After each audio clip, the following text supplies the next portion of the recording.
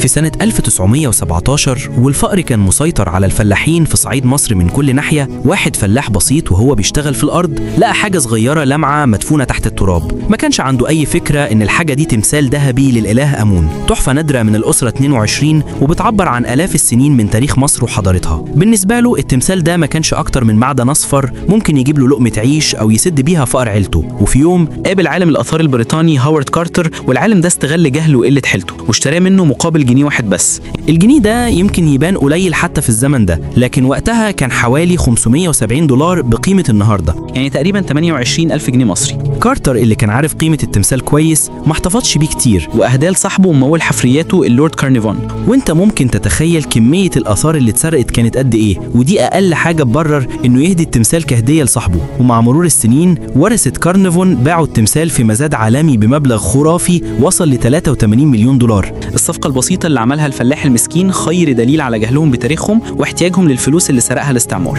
النهارده التمثال موجود ورا زجاج في المتحف المتروبوليتان في نيويورك بعيد عن بلده الأصلي، وشاهد على جهل فلاح باع تاريخه بأرخص ثمن وعلى استغلال أجنبي يعرف قيمة الكنز أكتر من أصحابه. دي مأساة بتوريك ازاي الفقر والجهل ممكن يسرقوا من الأمم أعظم ما عندها.